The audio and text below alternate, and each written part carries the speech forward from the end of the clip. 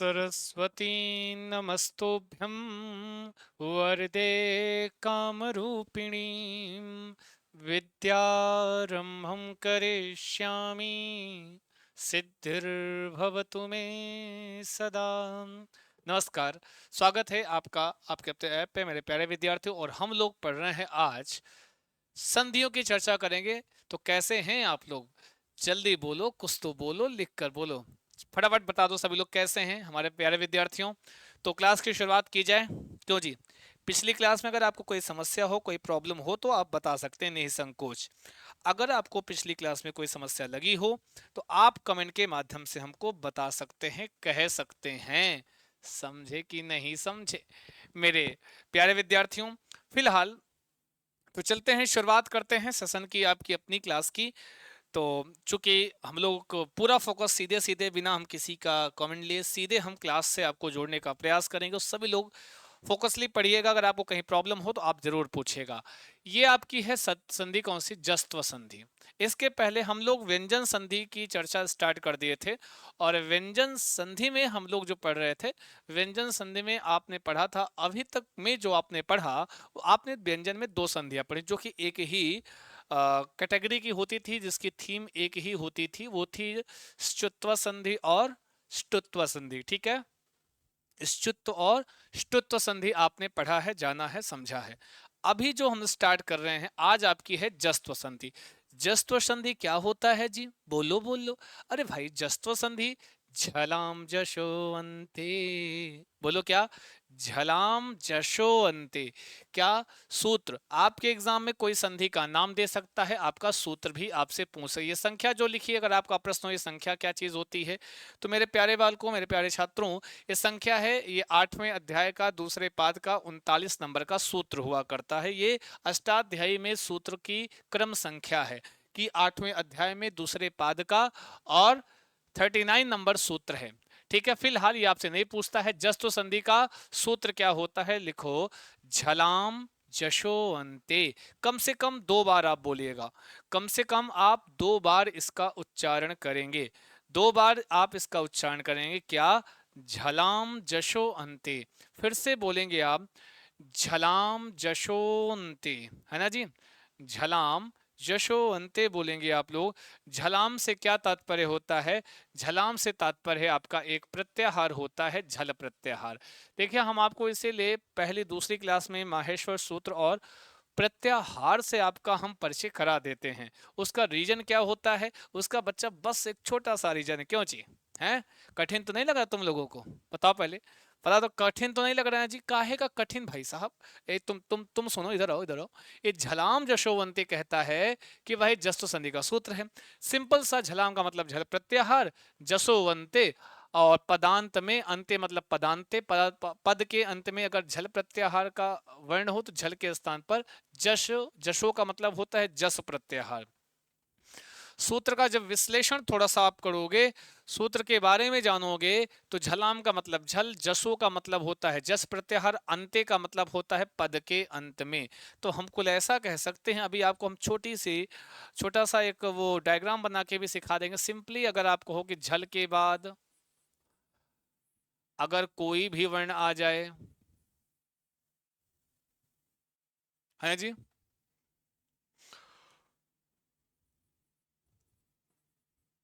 या यूं कह लो, चाहे स्वर हो चाहे आपका व्यंजन हो, ठीक है, तो हम झल के स्थान पर जश आदेश कर देंगे ना, जश प्रत्याहार के वर्ण बन जाएंगे। तो पहली चीज तो ये जान लो, जस्त्व का मतलब ही होता है, झलाम जसोवंती का अर्थ ही यही है कि झल प्रत्याहार के स्थान पर जस प्रत्याहार आदेश हो जाए। अब झल प्रत्याहार किन किन सूत्रों में बनता है ये तो आप भली भांति जानते हो।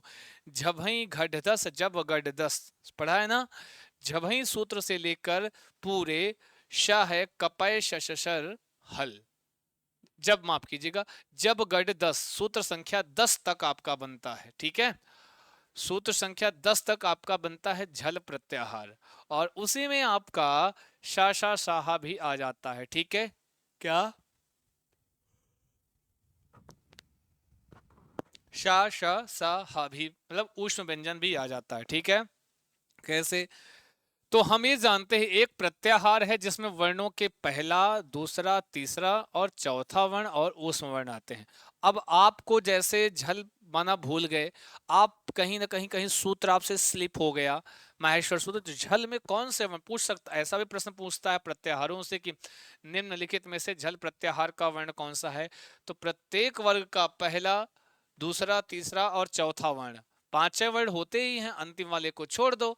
हर वर्ग का पहला, दूसरा, तीसरा, चौथा वर्ण और ऊष्म वर्ण जो होते हैं, ये सारे वर्ण किस प्रत्याहार में गिने गए हैं? ये सारे वर्ण आपके झल प्रत्याहार में आते हैं। ये नोट कर लो, ये जान लो। अब ये लेकिन ये वर्ण संधि की व्यवस्था में ये वर्ण कहां पर हो, एक सेकंड रुकिएगा, ये वर्ण कहां पर हो, ये वर्ण कहां पर आपको दिखें, तो आप कहोगे ये वर्ण अगर कहां पाए जाएं, अगर ये वर्ण पाए जाते हैं कहां पर, ये वर्ण प्लस के पहले, या हम यूं कह ले ये आपके पूर्व वर्ण पाए जाए। पूर्व वर्ण मतलब कौन सा वर्ण होता है, आप तो जानते हैं, प्लस के पहले वाला वर्ण क्या कहलाता है? पूर्व वर्ण कहलाता है। ठीक है बच्चा, कोई दिक्कत कोई समस्या नहीं होनी चाहिए मेरे प्यारे छात्रों, ठीक है। फिर कहते हैं जस, अभी अब आप लोग पढ़े हो, एक प्रश्न ये भी बनता है कि जस प्रत्याहार में कौन से वर्ण आते हैं। तो जस प्रत्याहार में कौन से वर्ण आते हैं? प्रत्येक वर्ग का तीसरा वर्ण, हर वर्ग का तीसरा वर्ण किसमें आता है जी? आपका जस प्रत्याहार में आता है। ठीक है, जस प्रत्याहार में कौन से वर्ण? हर वर्ग का, 5 वर्ग है, पांचों वर्ग का तीसरा वर्ण, क ख ग, मतलब गाव आएगा, और चवर का जा आएगा, टवर का ड आएगा। इस तरीके से हम लोग इसको देखते हैं, जानते हैं और पहचानते हैं। बात समझ गए कि नहीं समझ गए आप लोग? कमेंट करके बताओ सभी विद्यार्थी जो भी हमारे साथ जुड़े हैं, है ना जी। सभी का बहुत स्वागत है ना जी मेरे प्यारे प्यारे छात्रों। आगे बढ़े, आगे चलते हैं। अब ये है ज ब ग ड द, वर्गों के तीसरे अक्षर किस में आते हैं? जस प्रत्याहार में आते हैं। ठीक है, अब इसको यहाँ लिखा है स्थानीय, स्थानीय वर्ण जिसके स्थान पर नया वर्ण बनता है वो स्थानीय वर्ण कहलाता है, और जो नया वर्ण बनता है उसे आदेश वर्ण या संधि वर्ण कहते हैं। ये तो मैं आपको संधि की क्लास की शुरुआत की पहली ही क्लास में हमने आपको इसका परिचय कराया था। पूर्वर्ण क्या होता है, परवर्ण किसे कहते हैं, स्थानीय वर्ण किसे कहते हैं, या फिर संधि वर्ण किसे कहते हैं, ये सारी चीजें हमने आपको बताई थी।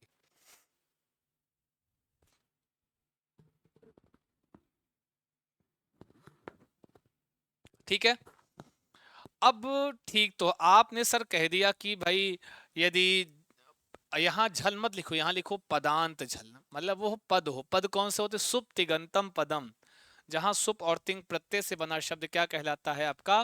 बोलो बोलो, वो आपका पद कहलाता है। ठीक है, किसी भी पद के अंत में झल प्रत्याहार का वर्ण, मतलब इतने वर्णों में से कोई वर्ण होगा। ठीक है, और उसके बाद चाहे स्वर आया हो चाहे व्यंजन आया हो, उससे हमको नहीं मतलब है।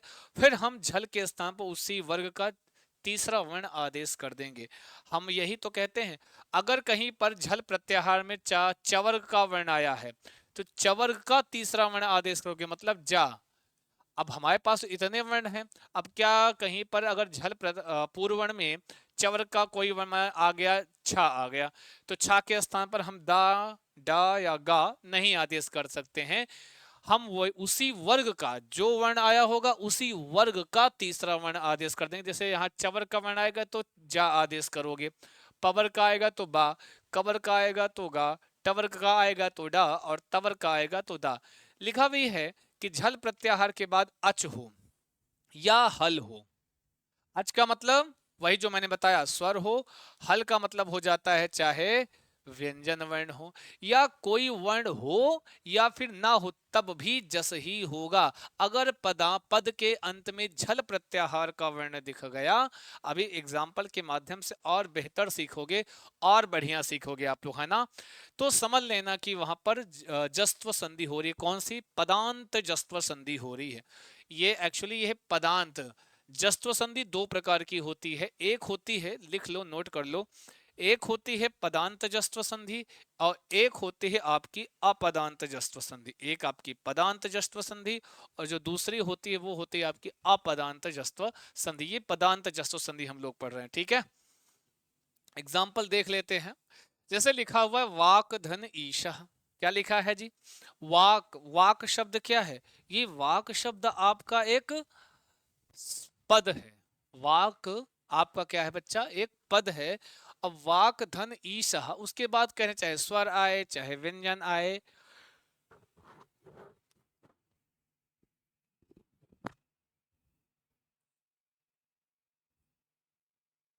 चाहे कोई वर्ण हो या फिर ना हो वहां पे, तो हम लोग वहां पे कर देते हैं ना जी, कौन से जस्त पदांत जस्तो संधि जस्त आदेश कर देंगे।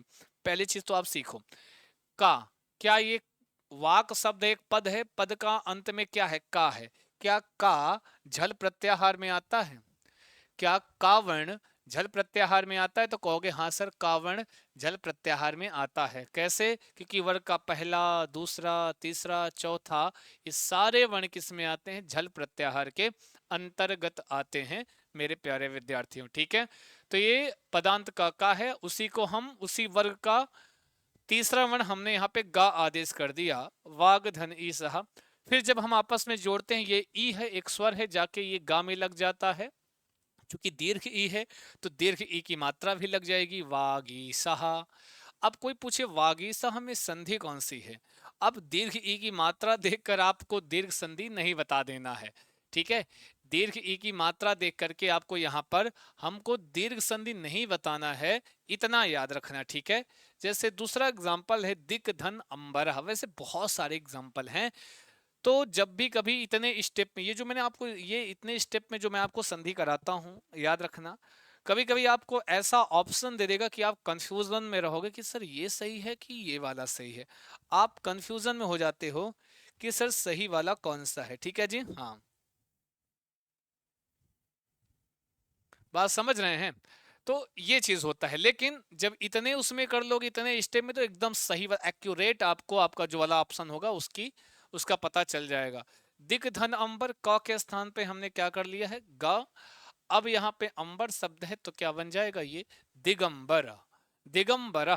दिगंबर में कौन सा संधि, कौन सी संधि है, प्रश्न कैसे पूछेगा, दिगंबर हमें संधि कौन सी है, तो बता देना। अगर पदांत अपदांत करके दिया हो तो ये पदांत अपदांत में पदांत जस्व संधि है, अगर पदांत अपदांत नहीं दिया है तो नॉर्मली ये क्या है, जस्व संधि है। कभी पूछ लेगा दिगंबरा पद में किस सूत्र से संधि हुई है, तो दिगंबरा में किस सूत्र से संधि हो रही है, तो झलाम जशोवंते, किससे हुई है, झलाम जशोवंते, ये आप बताओगे। तरीका है प्रश्न पूछने का, या दिगंबरा का संधि विच्छेद क्या होगा, ये टाइप्स ऑफ कई तरीके से आपका प्रश्न बनता है, कई तरीके से क्वेश्चन बन सकता है, इतना ध्यान रखना मेरे प्यारे विद्यार्थियों। बात समझ गए, आगे बढ़े, आगे चले, आगे चलते हैं। वाक धन अत्र लिखा है, वाक धन अत्र क है, पर वाक शब्द मैंने बताया ये पद है। ठीक है, दिक शब्द पद है। चित धन आनंद, अब देखो चित चिदानंद का संधि विच्छेद क्या होगा, चिदानंद का संधि विच्छेद क्या होगा, कभी ऐसा आपसे पूछ ले। हाँ, क्या कह रहे हैं जी, समझ में नहीं आ रहा जी, ना आए तो तुरंत बताना, बड़े आए। बस ध्यान रखो रूल, झल में इधर आप देखो पूर्वर्ण में झल का वर्ण आ रहा है कि नहीं आ रहा है, और उसके बाद देखो आपको चाहे स्वर आ जाए चाहे व्यंजन आ जाए, सुप तिगंतम पदम कहा गया तो पद वहां समझना। अरे जी कर लो जी बात इनको, है जी। हम्म,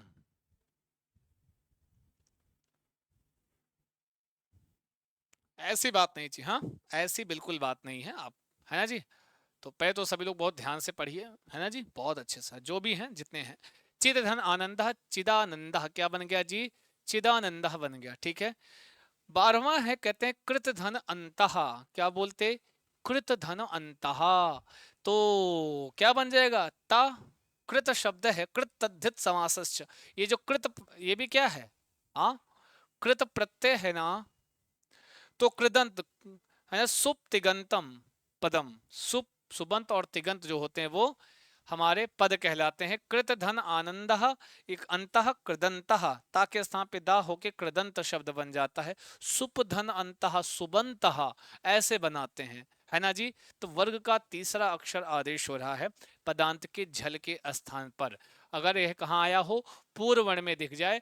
और सबसे बड़ी खासियत है संस्कृत व्याकरण के, संस्कृत भाषा की, कि ग्रामर में जो क्वेश्चंस आपको जो एग्जाम्पल्स होते हैं वो जल्दी कभी चेंज नहीं करते, जितने, याद रखना, मैंने कहा कि लगभग इसमें जो एग्जाम्पल होता है वो कभी आपका चेंज नहीं होता है मेरे प्यारे विद्यार्थियों। ये चीज आप जानते रहना, समझते रहना और पहचानते रहना। समझ में आया? कोई दिक्कत, कोनो परेशानी बिल्कुल भी नहीं होनी चाहिए मेरे प्यारे प्यारे विद्यार्थियों। आगे बढ़ते हैं, आगे चलते हैं। अपदांत जस्त्व संधि, दूसरा इसका जो पार्ट है उसको हम लोग पढ़ेंगे। अपदांत जस्त्व संधि, कौन सी? अपदांत जस्त्व संधि हम लोग पढ़ेंगे। वो कौन सी संधि थी? पदांत जस्त्व संधि। और हर संधि का अपना अपना अलग अलग एग्जाम्पल होता है जी।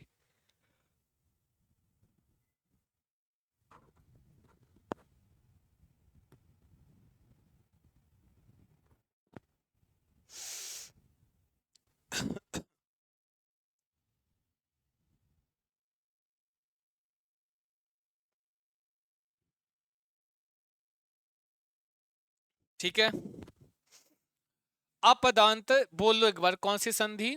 बोलो, ऐसे काम नहीं चलेगा। हम कह रहे हैं तो आप भी बोलो।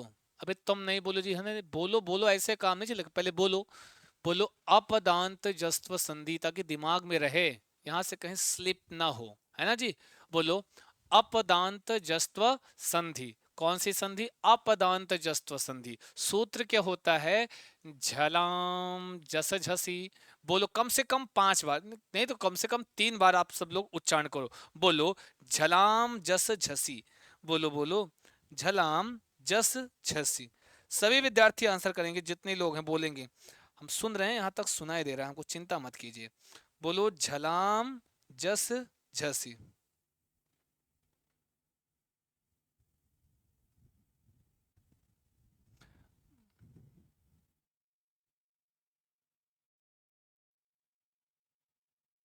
बस 1 मिनट आप लोग थोड़ा सा वेट कर लीजिएगा बच्चा, है ना।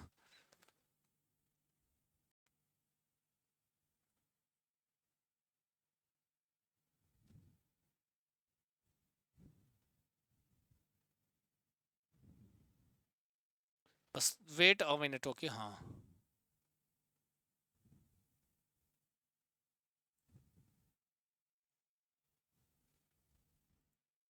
ठीक है, झलाम जस झसी। अब यहां पर आप दो चीज तो जानते हो, झलाम का मतलब हो गया आपका झल प्रत्याहार, ठीक है।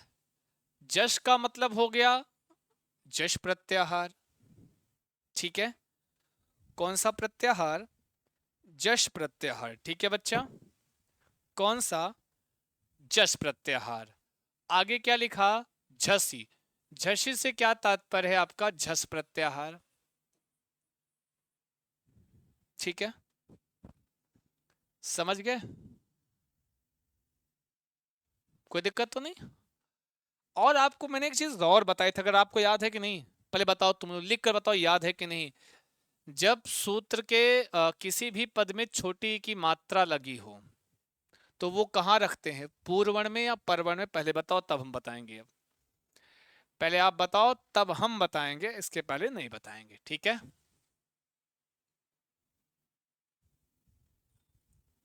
बताओ, बताओ पहले कि जब सूत्र के ऐसे काम नहीं चलेगा जी, हम बताए हैं तो आपके ध्यान में रहना चाहिए ना, नहीं तो पढ़ाने का क्या तात्पर्य है, क्या मतलब है जब आपके दिमाग में न रहे। दिमाग में रहना चाहिए झसी। जिस पद में छोटी की मात्रा लगी है मतलब उसमें सप्तमी लगी है, और जो सप्तमी लगी है तो वह परवर्ण में होता है। कहां पर? वह परवर्ण में, जिसको इको यणची अची। अची छोटी की मात्रा, वृद्धि रेची एची एच प्रत्याहार प्लस के बाद सारे के सारे परवर्ण में आते हैं, अगर वो ऐसे होते हैं छोटी। तो ये एक तरीका है जानने का, अपना एक तरीका है, ताकि कभी आप उसकी व्यवस्था सूत्र पढ़ लो तो आपको पता लग जाए कि परवर्ण में कौन सा वर्ण आएगा, ठीक है। ताकि अगर आपको सूत्र याद है, परीक्षा में कभी ऐसा आ गया तो आप दिमाग लगा लो कि अरे भाई छोटी की मात्रा मतलब सप्तमी, सप्तमी मतलब ये वर्ण प्लस के बाद ही आना चाहिए, ठीक है। बस 1 मिनट,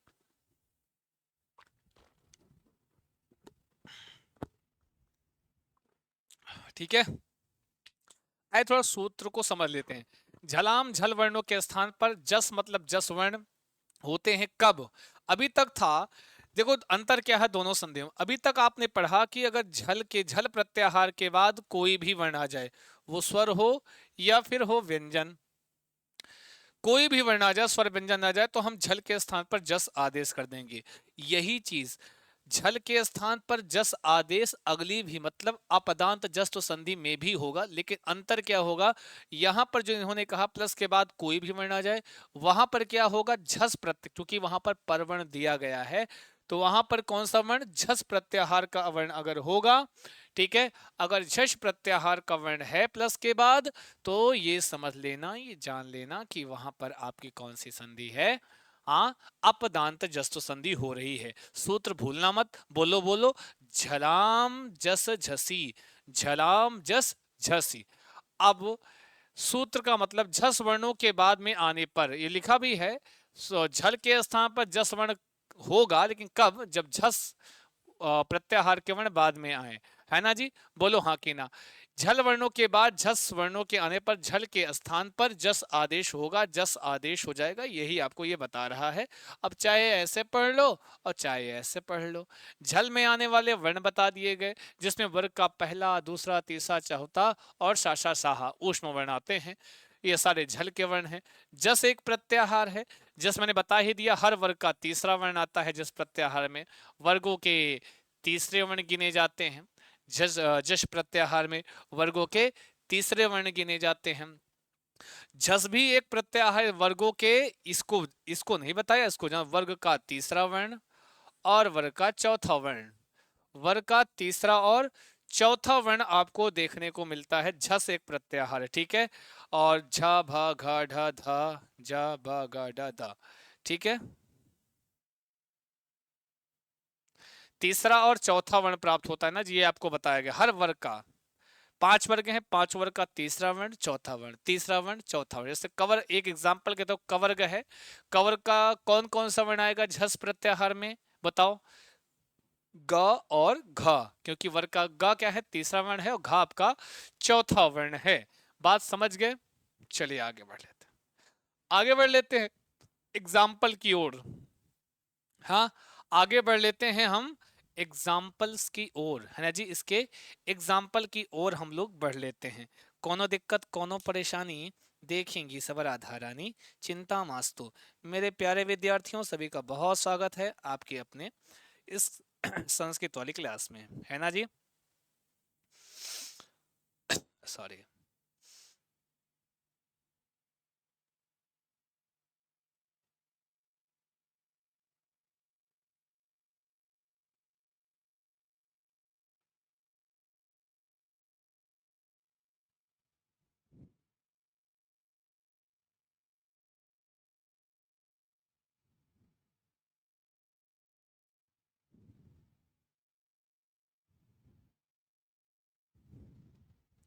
ठीक है, तो यहां पर क्या है, जैसे क्रुद्ध धन धा, क्रुद्ध है, धा है।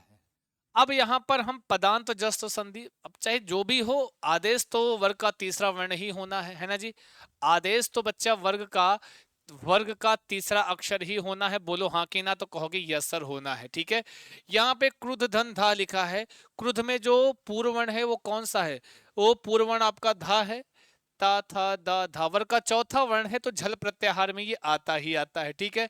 फिर बात करते हैं परवर्ण की, परवर्ण में धा लिखा हुआ है, धा, ये वर्ग का चौथा अक्षर यह भी है, तो ये क्या होगा, और आपने पढ़ा है जब चौथा वर्ण है, अब इसमें पूछे जस्ट जो क्या बना, क्रुद्धा। अब ये तो बात सही है कि यहाँ पे क्रुद्धा बना, अब कोई बताए क्रुद्धा में पदांत जस्त संधि है या अपदांत, क्योंकि क्रुद्ध शब्द क्या है, ये धातु या कोई पद नहीं है, ठीक है, शब्द है, ठीक है, ये क्या है बच्चा, आपका शब्द है। तो यहाँ क्रुद्ध, धा के स्थान पे वर्ग का तीसरा दा आदेश कर दे, इधर धा। अब ये चाहो तो ऐसे भी लिख सकते हो आप, क्रुद्धा, अस्तु, जो आधा होगा व्यंजन वो लगेगा पूरा लिखा हुआ है, जो इधर पूरा होता वो नीचे उस लटक जाता है ना जी, नीचे वह अधो स्थिति में आ जाता है, ठीक है। युद्ध धन धा, युद्ध धन धा, युद्ध, युद्ध में युद्ध धन धा, यहां पे देखोगे युद्ध धा, आप चाहो तो युद्धा ऐसे भी लिख सकते हो, यही वाला तो हो रहा है, लेकिन आप क्या कर देते हैं, जो पूरा है वो नीचे आ जाता है अपने आधे वाले के, तो आप जब बोलते हो बोलो युद्धा, बोलो क्या बोलोगे, युद्धा, अब युद्ध दा नहीं आता है, दा पहले आ जाता है, युद्धा, ठीक है, युद्धा, तो युद्धा हो गया, ठीक है जी, जिसका उच्चारण बाद में आ रहा है वो नीचे लगा दो, युद्धा, दुह धन धम, हा के स्थान पे हमने ग आदेश कर दिया। अब इसका जरा बताना, दुह धन धम। कहें सर ये तो चलो ठीक है, धा शब्द तवर्ग का था, तवर्ग का तीसरा अक्षर हमने दा कर दिया। यहाँ पर लिखा हुआ है दुह धन धम, इसकी थोड़ा केमिस्ट्री समझना। दो धन धम, अब हा किस वर्ग में आता है? तो वर्ग में आता है, ये तो ऊष्म व्यंजन है, तब यहाँ पर वर्ग का तीसरा वर्ण कैसे आदेश करोगे? अभी तक था कि जिस वर्ग का वर्ण होगा उसकी वर्ग का तीसरा वर्ण आदेश कर देते थे आप लोग। अब कह रहे हैं जब यहाँ हा आ गया है, दुह धन धम, तो हा तो किसी वर्ग में नहीं आते, तो ऊष्म व्यंजन तब कैसे करोगे? तब कहोगे सर यहाँ तो गा कर दिए हैं, गा कैसे कर दिए? अब यहाँ पे हम कह दें हा के स्थान पे गा आदेश हो जाएगा, ये आपका दुग हो गया, इधर आपका धम हो गया, है ना। अब आपसे हम कहें कि गा कैसे आया, तो आप जानते हैं कैसे आया, क्योंकि हा का उच्चारण स्थान क्या होता है? हा का उच्चारण स्थान आपका कंठ है, और उन जो जस प्रत्याहार में जो भी वर्ण, जिस भी वर्ण, स्थानीय अंतर तमह एक सूत्र होता है कि, समझ में आ रहा है? बहुत ध्यान से सुनना कि स्थानीय अंतर तमह से यहाँ पर हम उच्चारण स्थान की साम्यावस्था के आधार पर ज ब ग ड द, ज ब ग ड द, ये सारे वर्ण हमारे थे। वर्ग का तीसरा अक्षर बा का उपपदमानिया नाम ओष्ठव, गा का कंठ होता है, डा का ऋतु रसा टाठा मूर्धा, दा का दंत होता है, जा का तालु होता है। लेकिन और यहाँ पे हा का उच्चारण स्थान अकुह, हा का कंठ होता है, तो इसमें कंठ वाला वर्ण आदेश कर देंगे गा, दुग्धम। बात तो समझ गए, कोनो दिक्कत तो नहीं? क्यों हमने यहाँ पे आदेश किया, आपको पता चल गया होगा, आपको आइडिया लग गया होगा मेरे प्यारे विद्यार्थियों। ये बड़ी चीज है। बताओ पहले, नहीं पहले बताओ, समझ में आया?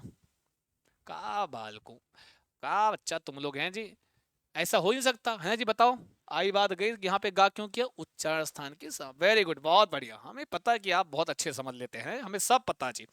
ऋणध धन धिहि, क्या लिखा है? ऋणध धन धिहि, ऋणधिहि, क्या बन गया जी? ऋणधिहि, क्या बन गया? ऋणधि, क्या बनेगा बच्चा? ये बन गया आपका ऋणधि। अस्तु, कोई दिक्कत, कोनो परेशानी नहीं होनी चाहिए मेरे प्यारे प्यारे विद्यार्थियों। बात समझ गए कि नहीं समझ गए आप लोग? ठीक है, ऋणधि।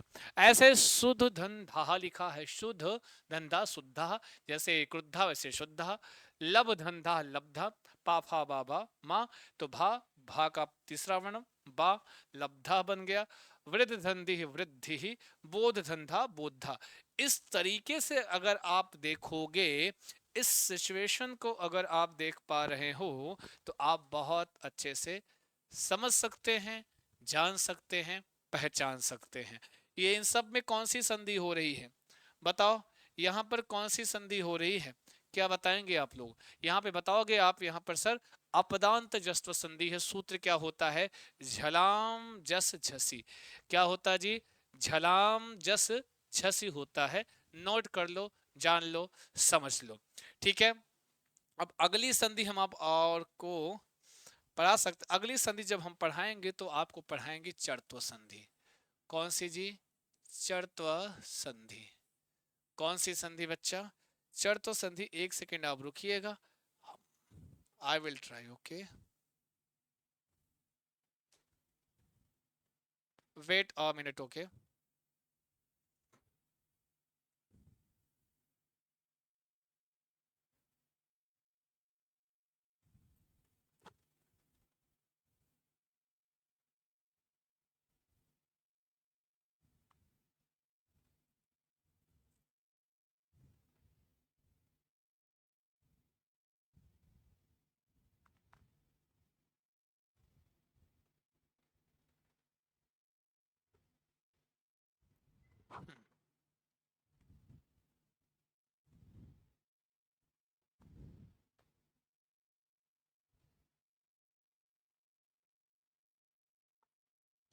एक संधि आपका यहाँ पर हम देख लेते हैं, चरत्व संधि। ठीक है, कौन सी संधि? चरत्व संधि। अब ऐसे हम देख लें, या फिर कह दो हम यहीं देख लेते हैं, है सबसे बढ़िया। यहाँ पर चरत्व संधि, कौन सी संधि बच्चा? चरत्व संधि होती है। कौन सी? कौन सी होती है? तो एक सेकंड रुकेंगे आप लोग। चरत्व संधि अस्तु, इसको हम लिख के पढ़ा देते हैं, ठीक है। चरत्व संधि। ठीक है, कौन सी संधि बच्चा? चरत्व संधि होती है। अब कोई पूछे, क्योंकि हर संधि का अपना अपना एक सूत्र होता है ना।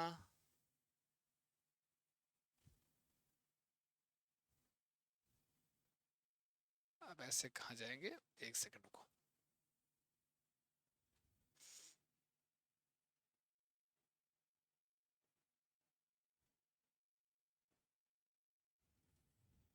इसका सूत्र क्या होता है? चरत्व संधि का होता है सूत्र वेरी सिंपल, खरीचा। क्या होता है जी? खरीचा। क्या होता है? खरीचा। चरत्व संधि का सूत्र क्या होता है कहते हैं सर? खरीचा। पहले दो बार बोल लो, चरत्व संधि का सूत्र क्या होता है। संधि का नाम क्या? पहले ये व्यंजन संधि में आता है, चरत्व संधि किस में आती है, किसका भेद है? तो व्यंजन संधि का प्रकार है। और चरत्व संधि का सूत्र होता है, बोलो, खरीचा। कम से कम 3 बार बोलेंगे, हमारे पास सुनाई नहीं दे रहा है, फिर से बोलो तुम लोग। अजी फिर से बोलो, बोलो खरीचा। फिर से बोलो खरी। अरे नहीं सुनाई दिया। ए तुम आओ, बोलो बोलो खरीचा। Very nice, खरीचा। खरी का है, खरी का मतलब होता है, देखो छोटी की मात्रा लगी है, होशियार हो जाना। छोटी की मात्रा लगी है, थोड़ा सा समझदार हो जाना मेरे प्यारे प्यारे छात्रों। ठीक है जी। हाँ तो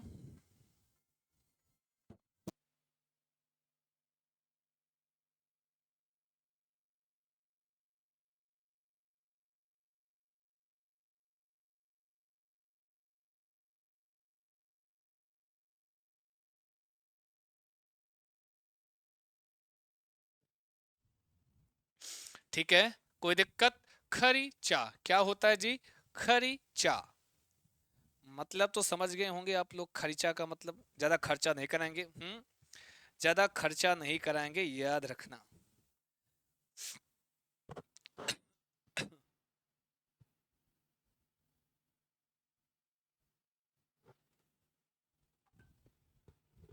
ठीक है। चर तो, चर तो क्या है? चर तो का मतलब होता है चर। चर एक प्रत्याहार है। कोई बात नहीं, तो जो संधि का नाम होता है वो मैंने हमेशा से आपको बताया, जो संधि का नाम होता है वही आपका आदेश वर्ण होता है या वही संधि वर्ण होता है।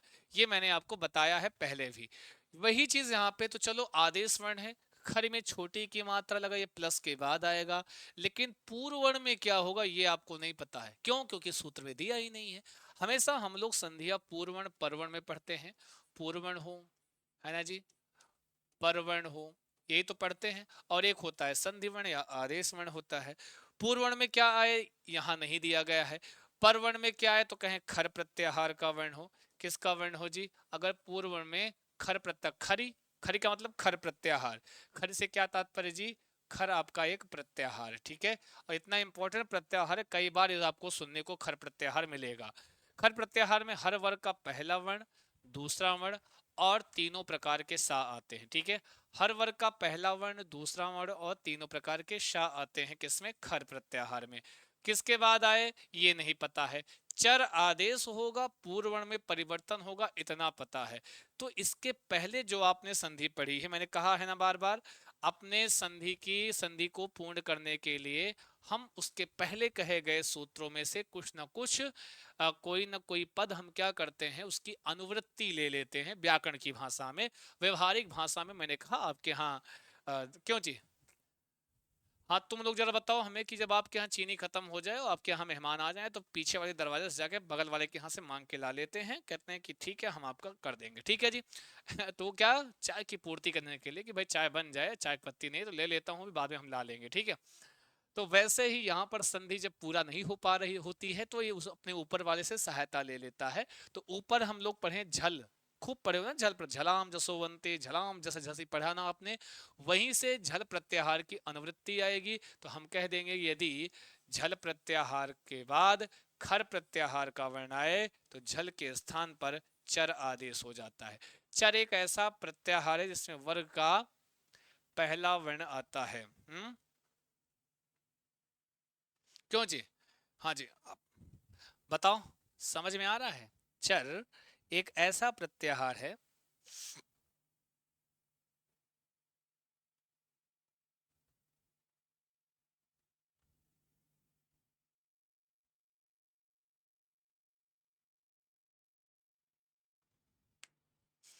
जी। सर। हाँ हाँ। और तीनों प्रकार के सा भी आते हैं, ठीक है।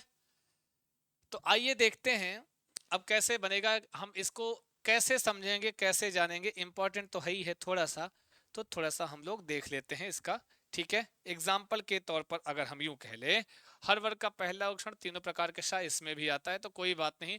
हम अगर परिभाषा भी कहें, यदि झल प्रत्याहार के बाद खर प्रत्याहार का वर्ण आए तो झल के स्थान पर चर आदेश हो जाता है, ऐसा हम लोग कह सकते हैं, जान सकते हैं, समझ सकते हैं। जैसे अगर हम बात करें कि एग्जाम्पल के तौर पर अगर कहीं लिखा हो क्या, सद धन कारः, क्या लिखा हो, कहीं लिखा हो, पहले इसको हम,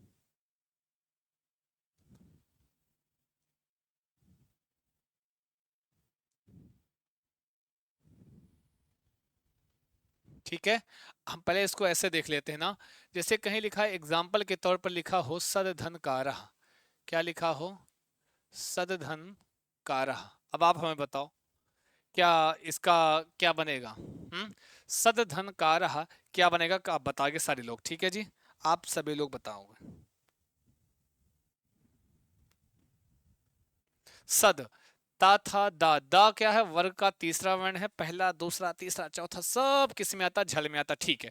उधर कारह, कारह क्या है, वर्ग का पहला अक्षर है और पहला और दूसरा अक्षर खर प्रत्याहार में आता है, तो इसका मतलब है यहाँ पे हम चरत्व संधि का रूल बन रहा है। तो दा और का, ठीक है। तो लेकिन परिवर्तन हमेशा पूर्ववर्ण में करते हैं, तो कैसा, वहां पे चर उसी वर्ग का पहला अक्षर, ता था दा, दा किस वर्ग का है, तवर्ग का, तवर्ग का पहला अक्षर ता, तो दा के स्थान पे हमने क्या आदेश कर दिया, ता। इधर आपका सत, इधर कार, परेशान नहीं होना है, ज्यादा टेंशन मत लीजिए, बहुत आसान है। और हर संधि का अपना अपना एग्जाम्पल है, और ये जो यहाँ पढ़ाया लिखाया जाता है लगभग वही एग्जाम में भी वही ही आपसे एग्जाम्पल देकर आपसे पूछता है, ठीक है। अब आपस में जोड़ लो सबको, ता हलंत है, आधा है, जोड़ लो, क्या बन जाएगा, सत्कार, दिग धन पालह, दिक्पालः, है दिग धन पालः, दिक्पालः, क्यों जी, दिग ऐसा लिखना जी,